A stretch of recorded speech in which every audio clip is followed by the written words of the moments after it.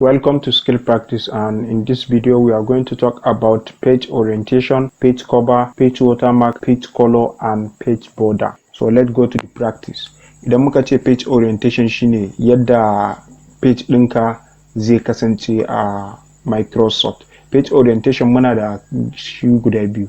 Muna da portrait, muna da landscape. Da farko portrait shine wannan wanda muke amfani da shi. Example ɗin shine kamar yanzu wannan na tsaye kenan, kamar yadda za ku gan shi a tsaye.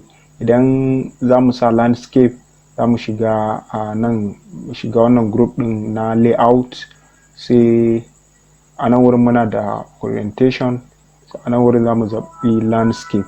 So za ku ga cewa yanzu page ɗinmu ya yi rotating kamar haka, ya koma landscape. Idan za ka maida shi portrait za ka zo kuma ka shiga wannan option ɗin. So wannan shine a game da page orientation. Za mu je gaba zuwa page cover. Idan za ka sa page cover za ka zo group ɗin insert, a nan farko za ka zo kana da page cover. Sannan bayan nan za ka ga kana da option kamar haka. Nan wurin za ku ga mana da option, dan kai dragging down za ga cewa kana da option da yawa. So a nan wurin yanzu idan ya kasance ka zo ka ga wanda yi ma, za ka zo kawai kai selecting ɗin shi ne. For example mu ce muna son wannan, so yanzu mun sa page cover namu kenan. Idan ya kasance kuma bayan ka sa kana so ka cire, za ka zo a nan wurin sai ka shiga remove page cover. Idan ka shiga remove ya fita, so yanzu za mu dawo da shi. Ana yanzu mun yi inserting wannan page cover ɗin. So wannan shine yadda ake sa page cover. So yanzu page cover ɗinmu za mu zo mu nuna yadda ake customizing nashi. A nan wurin yanzu za ka sa title of the document. A nan wurin yanzu za mu zo mu rubuta title. Mu zo mu ce mai title ɗinmu a nan wurin za mu ce mai wannan, mu ce mai this is my page cover.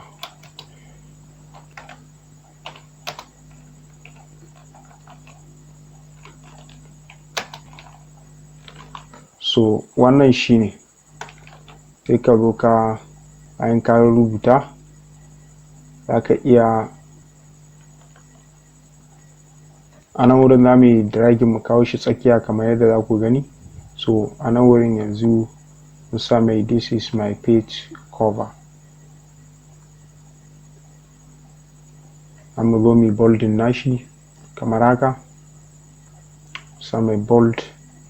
Sannan kuma za ka iya canja mai color a nan wurin. Misali ka zo ka zaɓi wani color idan kana so, amma yanzu za mu bar shi da wannan color ɗin nashi.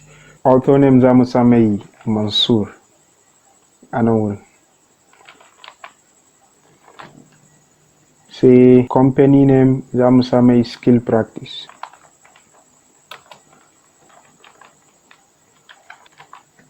Then a nan wurin company address za mu sa mai Birnin Gwari.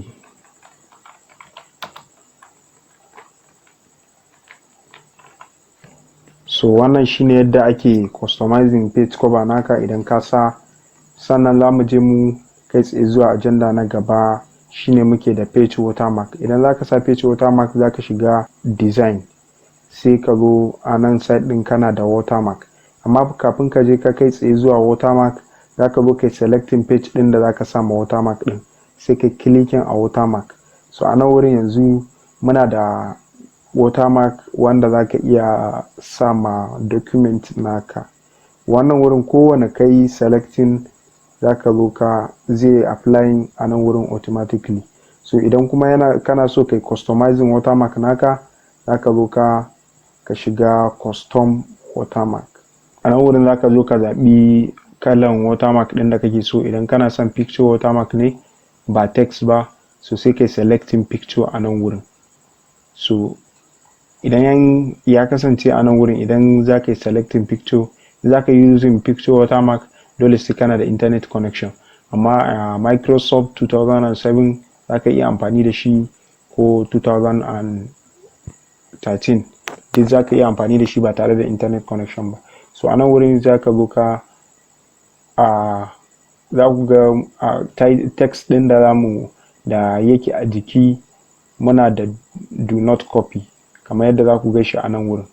Wannan shine text ɗin da yake a jiki. So wannan shine text ɗin da yake a jiki. So idan za mu canja shi sai mu ce mai, a wannan za mu sa mai skill practice.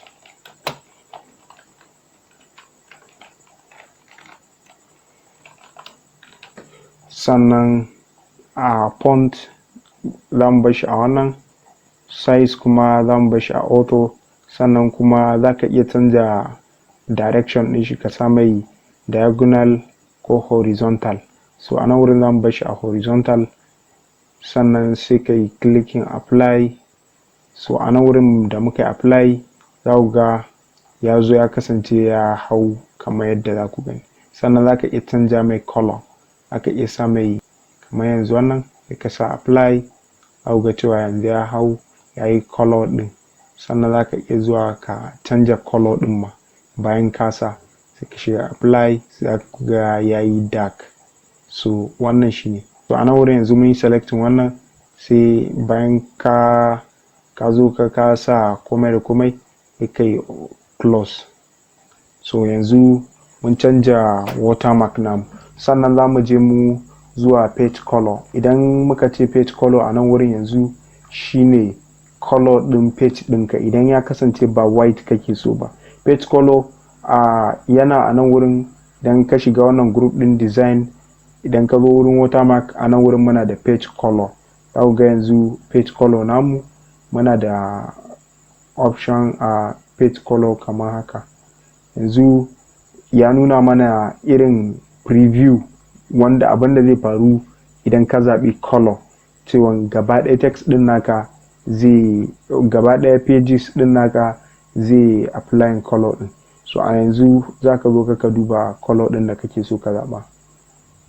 Duk wanda kake so da ka yi clicking zai apply. So a nan wurin yanzu kun ga page color namu. Wannan shine a game da page color. Sannan kuma muna da page border. Idan za ka yi selecting border, a yanzu za mu zo mu duba wani color a nan wurin.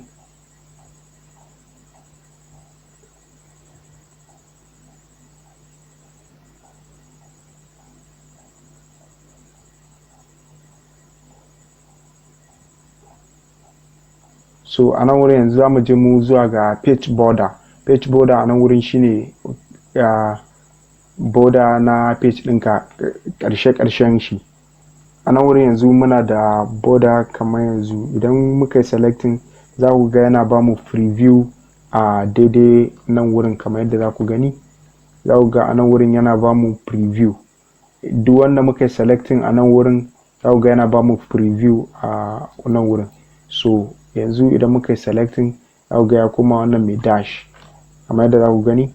Idan muka zo muka yi selecting wannan ya zo ya zaɓa. So duk wanda kai selecting a nan wurin zai kasance yana apply kamar yadda kai selecting ɗin shi. So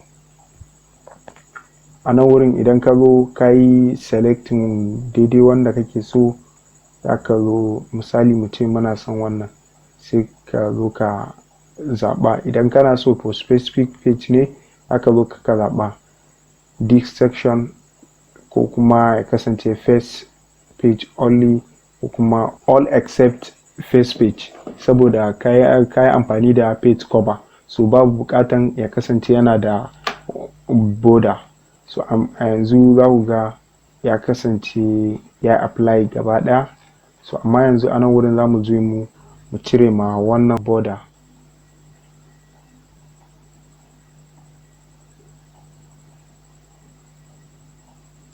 Za mu shiga except first page. So a yanzu mun cire ma wannan, mun cire mai border kamar yadda za ku gani. Yanzu ya kasance pages guda biyu suke da border a nan wurin kamar yadda za mu gani. So a yanzu wa'innan guda biyun suna da border, wannan bai da shi. So wannan shine a takaice.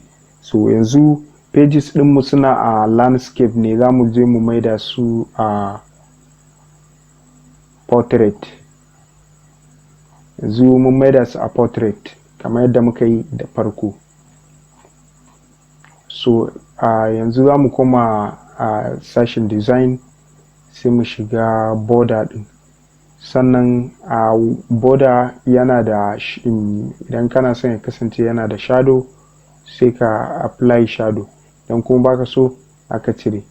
Sannan kuma kana da 3D object a nan wurin wanda za ka iya amfani da su a nan. Sannan kuma za ka iya canja color din ma, misali ka selecting wannan za ka ga cewa ya apply. Sannan kuma idan kana so kai customizing aka zo ka zaɓa sai ka shiga art. A nan wurin yanzu idan kai zo kai selecting wani abu ga misali mai selecting stars din nan, so yanzu ya kasance sun yi apply kamar yadda za ku gani a nan wurin. Wannan shine yadda ake amfani da page orientation, page cover, watermark and page border. Da fatan wannan bayanin ya gamsar da kai ka fahimci yadda ake amfani da page orientation, page cover, page watermark, page color da kuma page border. Muna nan muna yin tutorial da muka yi bayani a video na farko na wannan tutorial series din. Idan kana so ka ga ci gaban wannan din, kada ka manta kai subscribing. Idan kuma kana so ka bibiya aikace-aikacen mu, adireshin mu na kafafen yaɗa zumunta suna a akwatin bayani da ke ƙasa.